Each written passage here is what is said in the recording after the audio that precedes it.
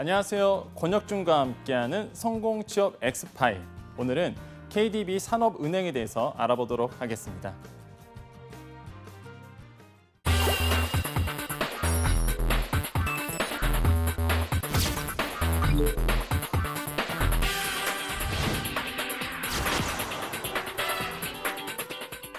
네, 오늘은 그 KDB 산업은행에 대해서 우리가 기업 분석 및 면접 기출에 대해서 좀 이야기해 보도록 하겠습니다.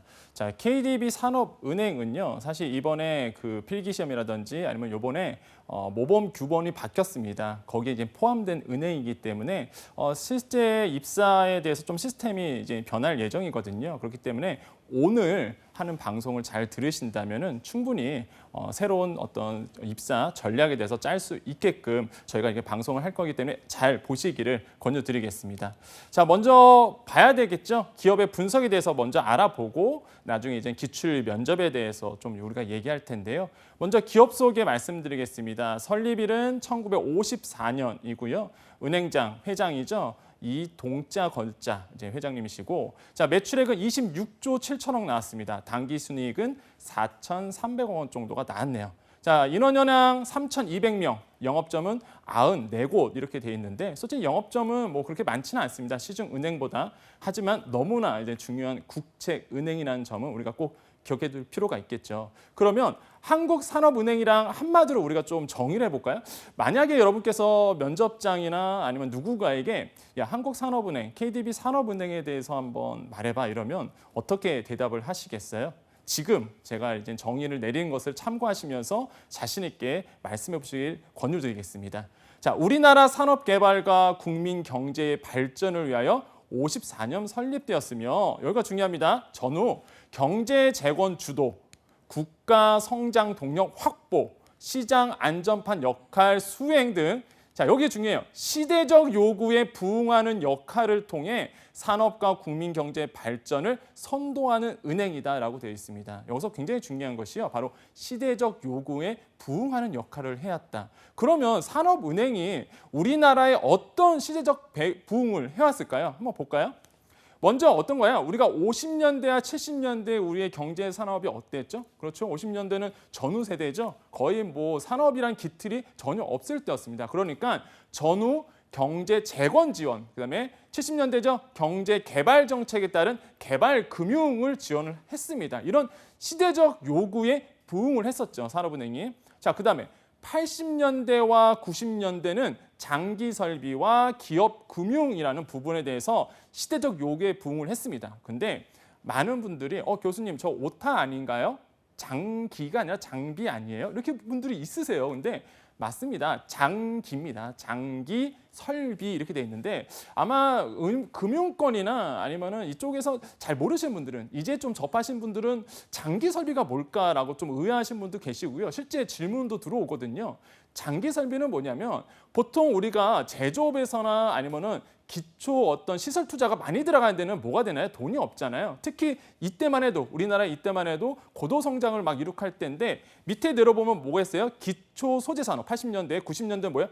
반도체 산업. 초기 투자가 엄청나게 많이 들어갑니다. 그럼 기업 입장에서 돈이 없잖아요. 그럼 뭐예요? 장기적으로 뭐라냐? 시설 투자에 대한 자금을 대출을 받거든요. 그런데 금융권에서 보세요. 리스크가 큰 사업에 단기 대출을 좋아하지 장기 대출 좋아할 리가 없잖아요. 그러다가 뭐가 되나요? 기업들이 투자를 못하게 되고 설비 투자를 못하게 됩니다. 그런데 이런 산업은행, 국책은행이 뭐래요?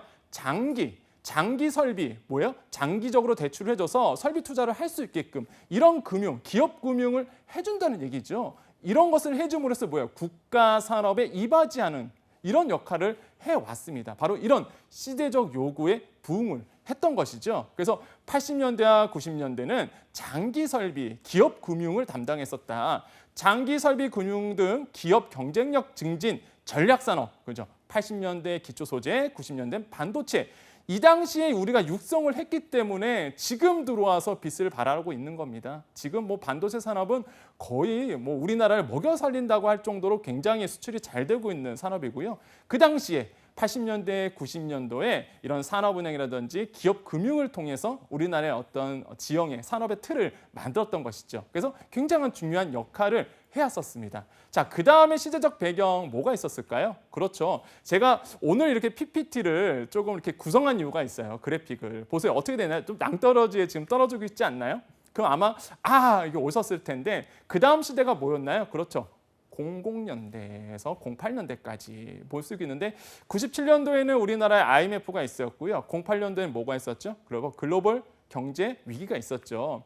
그래서 이렇게 낭떠러지 표시를 했는데 아예 떨어지지는 않고요. 줄 타고 올라가고 있죠. 그래서 이것을 극복합니다. 우리가 극복을 하는데 어떻게 극복했냐면 자, 산업은행은요. 이런 시대적 요구에 기업 구조 조정 및 그렇죠. 구조 조정을 했어요. CIB 업무를 확충을 했습니다. 근데 이제는 CIB가 뭔가요? 또 물어보신 분들이 분명히 있을 거예요. 그래서 우리가 친절하게 아주 친절하게 좀 설명을 해드릴게요. 자, CIB의 용어로 좀 정리를 해야 되겠죠. 간단합니다. 여기 보시면 아시겠지만 기업 금융 플러스 IB 그러니까 뭐야? 투자은행 업무를 연계했다. 일반 산업은행과 투자은행을 합친 개념이다라고 보시면 되겠습니다. 산업은행을 얘기할 때요. CIB를 빼놓고선 얘기할 수가 없습니다. 왜냐하면 기업 금융 파트를 꼭 얘기해야 되거든요. 보통 은행 내부의 기업 금융 관련 부서나 증권 등 계열사들의 IB 조직, 그러니까 투자은행 조직을 연계해 통합 운영하는 방식으로 도입이 되는데 이런 CIB 부서는요. 인수합병, 그렇죠. 큰 돈이 들어가죠. 그다음에 부동산 프로젝트 파이낸싱, 그러니까 PF 대출 이런 걸 통해서 대규모 프로젝트를 진행하게 됩니다. 산업은행은 뭐다? 바로 CIB 업무를 충실히 해왔다는 것. 그래서 뭐야? IT 등 성장 잠재력 확충 지원하고 벤처기업 육성하고 아까 얘기했죠? M&A라든지 PF 이런 것을 통해서 실제적으로 우리나라의 경제를 일으켜 세웠다. 구조조정을 했다라고 볼 필요가 있겠고 자, 09년도부터 14년 민영화 추진이었습니다. 그 당시의 시대는요. 정말로 글로벌 전체가 다 그랬습니다. 민영화. 그죠? 국가의 정책, 국가의 입김이 최소화하고 실질적으로 이제 민영화하는 추세였다가 그래서 글로벌 CIB 지향을 했다. 그리고 국내외 영업의 균형 발전, 금융위기 극복 지원을 병행을 했다. 이렇게 보통 우리가 부응을 했다라고 말하겠고요. 자, 그 다음에 지금 있죠. 지금 이제는 15년부터 현재까지의 뭐냐면 통합산업이 이제 출범을 했죠. 신정책금융이 있습니다. 거기에는 중요한 게 중견기업 육성이라든지 4차 산업혁명 지원이라든지 그다음에 산업의 기업의 체질 개선, 기업의 구조조정 이런 것들을 현재까지 해오고 있다. 그럼 보이시죠? 우리나라의 경제 발전과 이런 시대적 부흥, 시대적 배경, 어떤 시대에 요구하는 금융정책을 산업은행이 해왔다. 누구를 위해서? 우리나라의 경제를 위해서. 어떤 산업의 틀을 위해서 이렇게 국책은행으로서의 역할을 충실히 해왔습니다. 그런데요, 제가 이거를 왜 말씀드리냐면 사실 그 산업은행의 면접 때 이런 얘기가 나왔습니다. 사실. 그러니까 산업은행이 해왔던 일이 뭐냐, 산업은행의 주요 임무가 뭐냐 이런 게 나왔었거든요. 그렇기 때문에 너무나 중요해서 제가 이렇게 짚어드린 거고요. 다시 한번 이런 어떤 흐름들, 시대적 부흥에 대해서 다시 한번 조금 기억해 두시고 꼭 비슷한 질문이 나온다면 정확하게 좀 말씀을 해주셔야 되겠습니다. 자, 한번 볼까요? 이동걸 회장이 이런 얘기를 했습니다. 자, 실제 3월 31일 날 우리 사업보고서 때 이런 얘기를 하셨는데 자, 원칙에 따른 효율적 기업 구조조정, 그렇죠? 산업은행이 해왔다. 부실기업 조기 정상화를 해왔다. 한계기업 부실 예방 등 국민경제의 안정성을 높이는 자, 여기 중요합니다. 시장 안전판 역할을 충실히 하도록 하겠습니다. 해왔습니다. 또한 하겠습니다. 이렇게 얘기를 하고 있습니다. 잘 보시면 어떤 게 보이시나요? 그렇죠. 우리가 아까 이미 산업은행이 뭐야? 질문이 나오면 어떻게 대답하라고요? 아까 제가 모범답안 말씀드렸잖아요. 그 얘기가 그대로 이동걸 회장이 그대로 얘기했습니다. 그대로. 무슨 얘기예요? 산업은행을 얘기를 할 때 이 키워드를 빼놓고서는 할 말이 없기 때문에 그렇습니다. 특히 여기 별표했죠? 시장 안전판 역할을 충분히 해왔다. 그래서 다시 한번 정리해 볼게요. 한국산업은행 뭐냐? KDB 산업은행에 대해서 얘기해봐. 그러면 이렇게 얘기하셔야 돼요. 자, 요 글자요. 저 처음 보는 것 같은데요? 그럼 안 됩니다. 방송을 한번 처음부터 다시 한번 해보세요. 처음에 우리가 산업은행이 뭐죠? 라고 했을 때 했던 얘기를 제가 디자인만 좀 바꾸고 글자 그대로 갖고 온 거예요. 근데 이제는 처음 방송 우리 보기 전과 이제는 좀 우리가 방송을 반 후에 아시겠죠? 아, 경제재건 주도했었지 우리나라가 50년대에. 아, 그래, 성장 동력 확보하려고 노력했지. 그다음에 시장 안전판 역할, 구조정이라든지 이런 걸 해왔지. 아, 그래서 시대적 요구에 부응하는 역할을 통해 산업과 국민 경제 발전에 선도하는 은행이 뭐예요?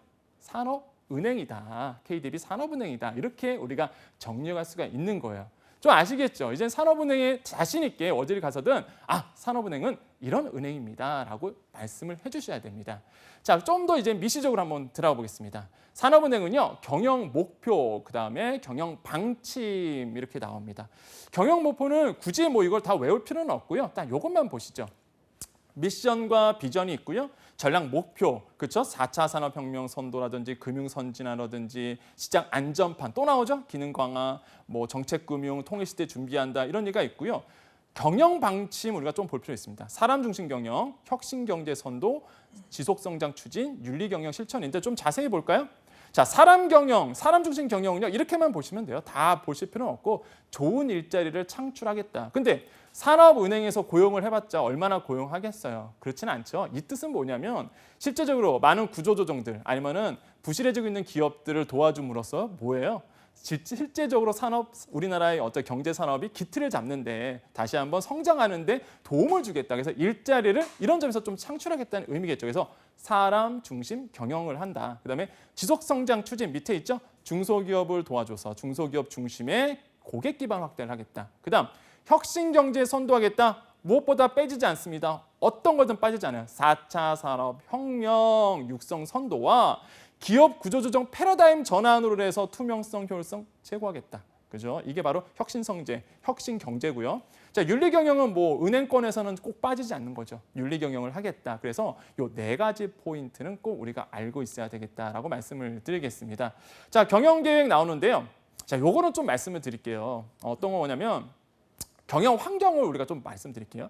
이 경영 환경 네 가지는요. 사실 산업은행뿐만 아니라 만약 여러분이 금융권이라든지 금융 관련된 경제와 관련된 입사를 준비하고 있다 그러면 빠지지 않는 것이 뭐냐면 지금의 환경에 대해서 한번 얘기해 보세요. 아니면 뭐 토론 면접이라든지 아니면 실제적으로 이제는 그 연습을 했을 때도 빠지지 않는 게 이런 거예요. 지금의 어떤 거시 환경들, 지금의 어떤 경제의 어떤 흐름들 알고 있니?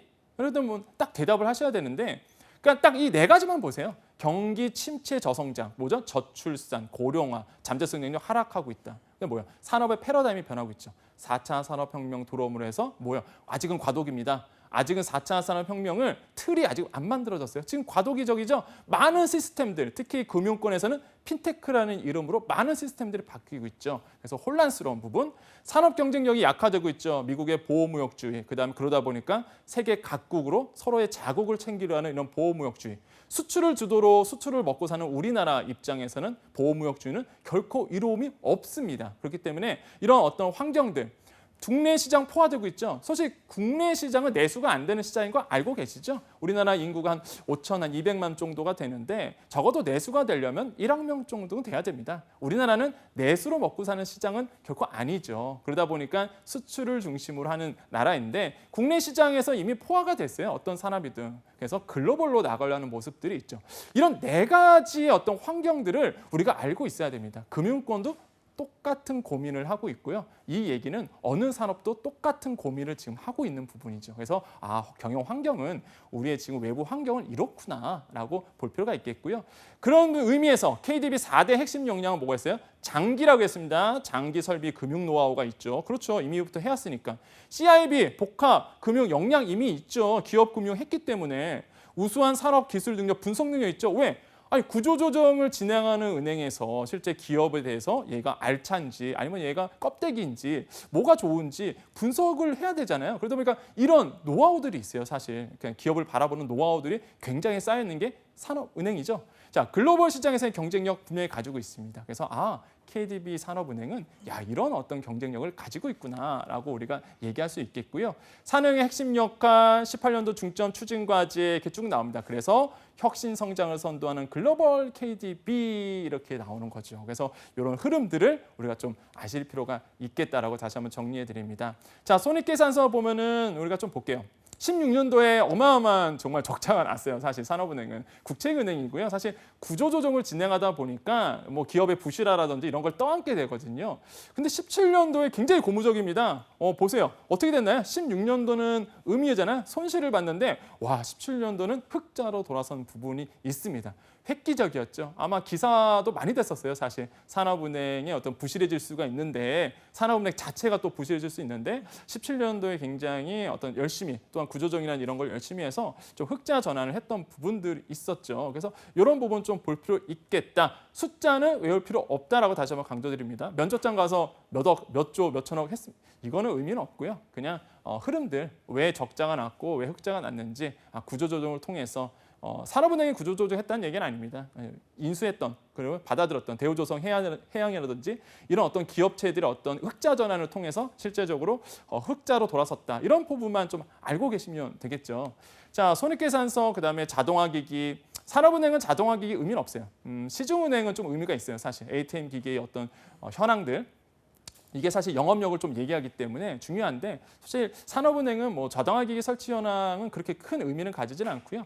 임직원 수 말씀드리면 한 3,290명 정도가 이제 임직원 수로 있습니다. 그래서 저 중에 한 분이 되시기를 매번 제가 희망해 보지만 또 한 번 희망해 보겠습니다. 꼭 열심히 하셔서 제가 지금 복을 빌어드리는 거예요, 여러분. 이 방송을 보신 분들은 복을 받으실 거예요. 그래서 꼭 저 중에 한 명이 되시기를 강력하게 추천을 드리겠습니다. 자, 그러면 제가 질문 하나 드릴게요. 산업은행의 대주주는 누굴까요? 만약에 이걸 아시는 분들은 정말 산업은행에 대해서 공부를 좀 하신 분들이고 좀 준비가 되신 분들이고 모르시는 분들은 뭐 제가 보기에는 이제 준비하신 분들이겠죠. 당연히 대한민국 정부죠. 대한민국 정부가 국채은행이기 때문에 근데 좀 100%를 가지고 있다는 부분이 굉장히 고무적이죠. 자, 이런 부분 정부 및 정부 관리 기업체의 비율을 100%를 가지고 있다. 이런 거는 좀 우리가 아실 필요가 있겠고요.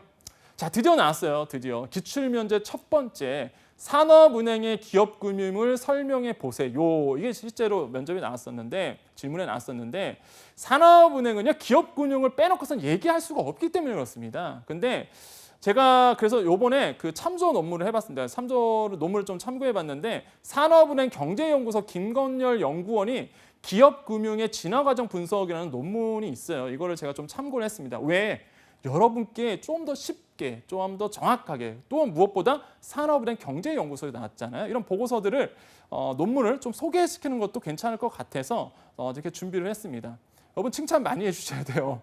여러분을 위해서 정말 저도 공부 열심히 하고 있거든요. 오랜만에 또 논문을 읽었다는 사실. 자, 먼저 볼까요? 기업금융이란 뭘까? 그러면 금융 부분은 두 가지로 나눠지죠. 이 정도는 알고 계시죠? 기업금융과 그다음에 뭐예요? 우리가 개인금융으로 나눠지는데 자, 기업금융은 여기서 읽겠습니다. 기업의 목적을 달성하며 소요되는 자금을 가장 적은 원가와 좋은 기업 조건으로 조달하고 자본을 효율적으로 운용함으로써 기업의 가치를 증대시키는 경영에 있어서의 활동 과정이다라고 되어 있고요. 기업금융시장은 뭐예요? 기업의 자금 조달과 운용 그리고 이와 관련된 정보가 교환되는 시장이다라고 우리가 정의할 수 있습니다. 그런데 좀 더 얘기 들어볼게요. 자, 기업금융은요. 자, 논문에 의하면 광의의 기업금융시장과 협의의 금융시장, 기업금융시장으로 나눴습니다. 자, 광의는 뭐예요? 크게 본다는 얘기죠. 크게 본다는 얘기입니다. 자, 협의는 뭐예요? 미시적으로 본다는 얘기죠. 작은 의미의 그런 뜻이죠. 그러면 광의의 기업금융시장은요, 조달시장과 운용시장 이게 함께 운용되는 시장. 근데 협의의 이제 기업금융시장은요, 어떤 이게 조달시장만 있는 거. 무슨 얘기예요? 대출시장, 대표적으로 주식시장, 채권시장 이런 기업금융이 움직이는 이 협의의 기업금융 이게 이제 협의의 의미인데. 협의회로 이제 정의한 건데 실제적으로 필드에서는요 이런 협의의 기업금융 시장 이 뜻이 실제적으로 필드에서는 기업금융이라고 보고 있습니다. 그래서 이런 부분을 우리가 좀 아실 필요가 있겠죠. 여기 나오죠. 자, 실제로는 조달 시장과 운용 시장을 포함한 광의의 기업금융 시장 개념보다는 조달 시장만을 의미하는 협의의 기업금융 시장 개념이 일반화가 되어 있다라고 되어 있습니다. 우리나라의 기업금융은요 1, 2, 3, 4단계로 진화가 됐습니다. 말 그대로 광복하기 이전과 광복 이후에 그다음에 광복 이후에 뭐예요? 전쟁이 났잖아요. 전쟁하고 나서의 어떤 경제 발전 이룩하고 고도 성장이 이룩하고 이러한 이때에 기업에 투자되는 기업을 도와주는 정책 자금 기업 금융 이런 부분들이 이런 단계로 왔거든요. 시간상 다른 설명은 못 드리겠어요. 그래서 우리가 이 부분은 지금 자료 화면 나오니까 딱 스탑해 보시고 한번 쭉 읽어보시기를 권유드리겠고요.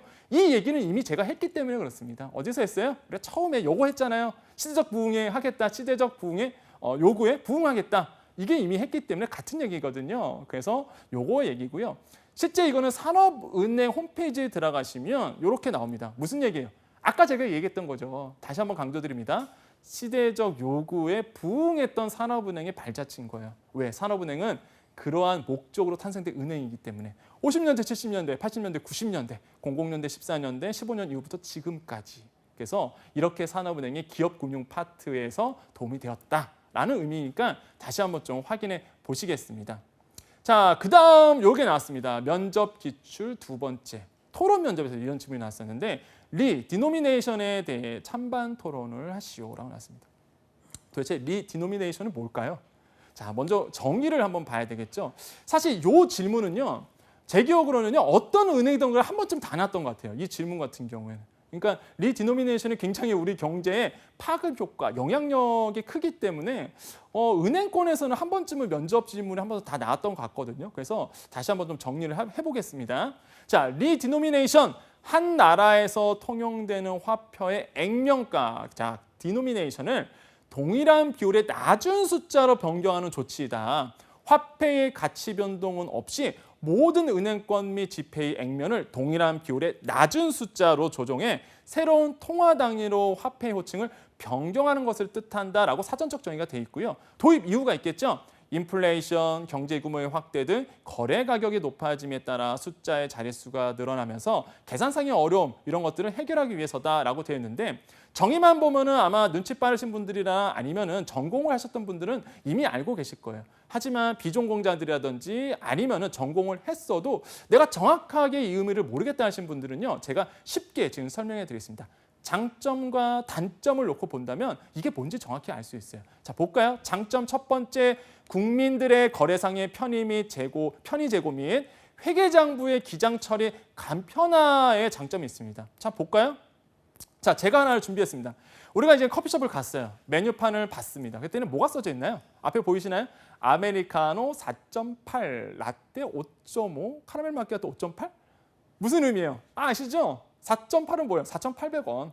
5.5는 뭐예요? 5,500원이라는 뜻이죠? 뭐 다 아시잖아요. 무슨 의미예요? 공공이 귀찮은 거예요. 공공자 붙이기가. 그래서 뭐예요? 4.5, 4.8, 5.5, 5.8 이렇게 해도 우리는 편의상 너무 간편하잖아요. 너무 편의상 너무 편하잖아요. 그래서 이렇게 표현하죠. 이게 바로 그겁니다. 뭐 어렵게 생각할 필요가 없어요. 그러니까 숫자를 어떤 간편하게 하는 거죠. 뭐 기장을 할 때 공공이 많으면 힘들잖아요. 또 표현하기 읽기도 힘들고.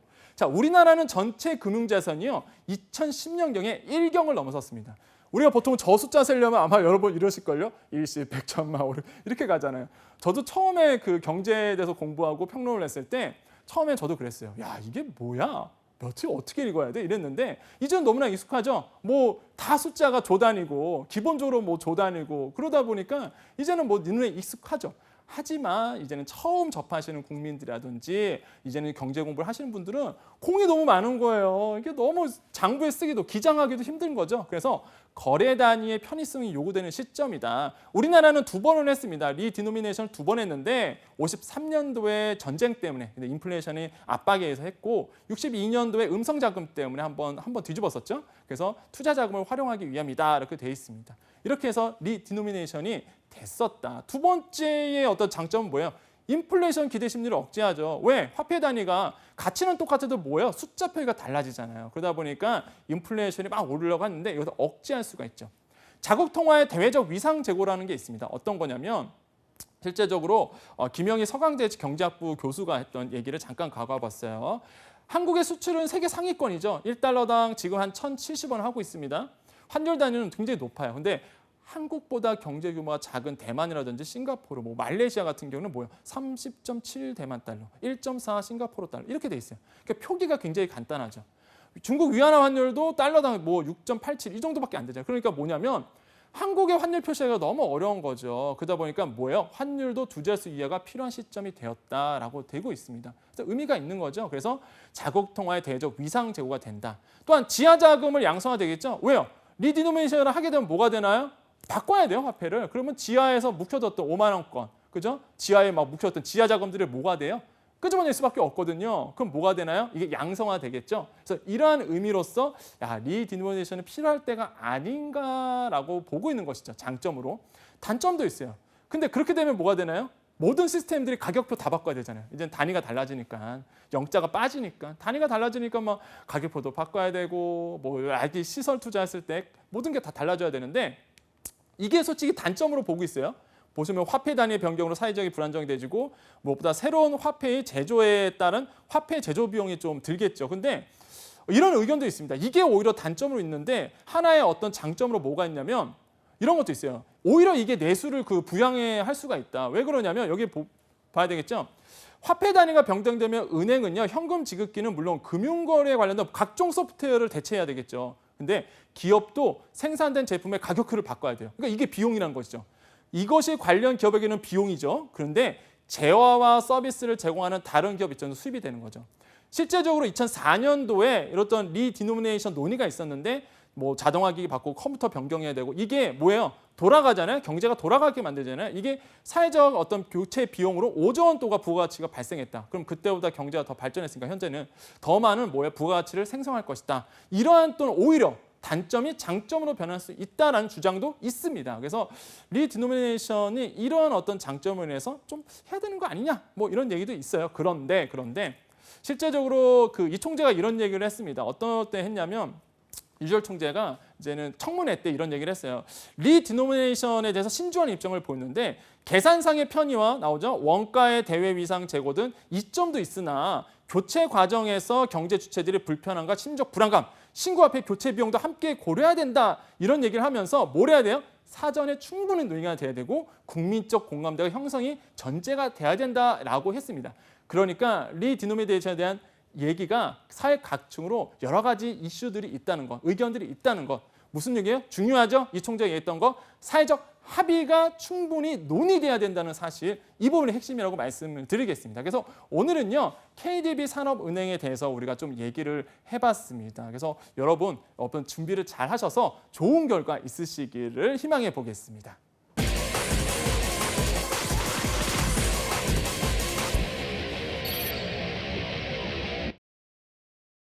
자, 오늘은 KDB 산업은행에 대해서 알아봤는데요. 항상 중요한 건 뭐다?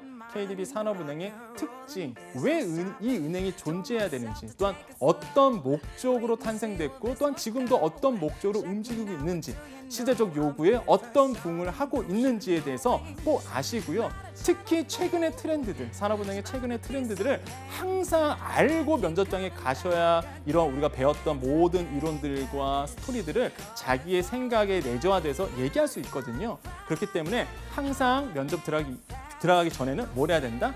산업은행에 대한 최근의 트렌드들까지도 알고 면접장에 가시기를 정확하게 다시 한번 권유드리겠습니다.